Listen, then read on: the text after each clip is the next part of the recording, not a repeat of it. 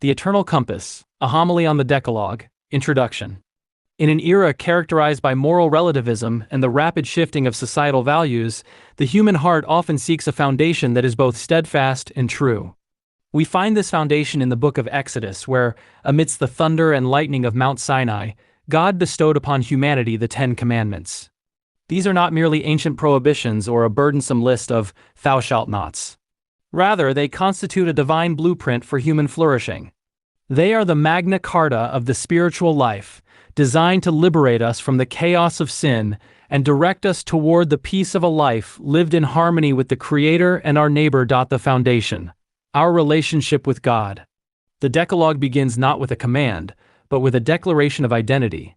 I am the Lord your God, who brought you out of the land of Egypt, out of the house of slavery. This preamble is essential, for it reminds us that the law is rooted in a relationship of liberation.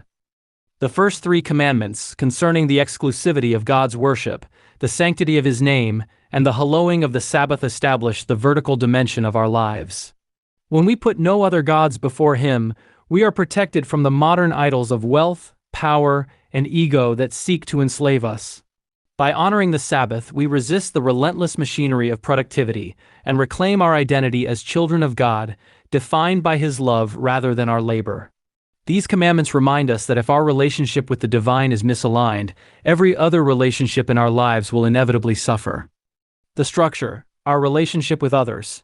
The remaining 7 commandments turn our gaze horizontally toward our neighbor. They begin with the family.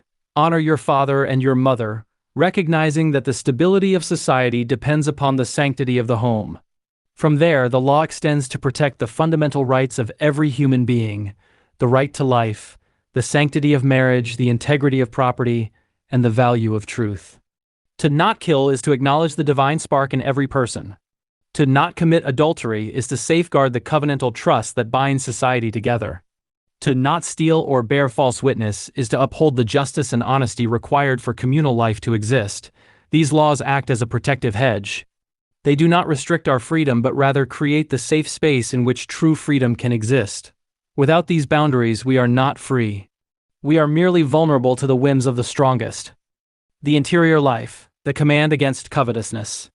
The Decalogue concludes with a profound shift from outward action to inward disposition, the prohibition of covetousness.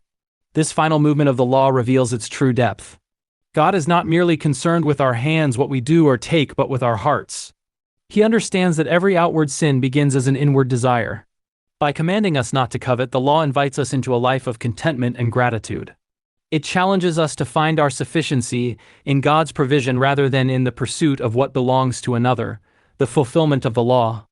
As we reflect on these commandments, we must acknowledge that they serve as a mirror, revealing our own inadequacies and our need for grace.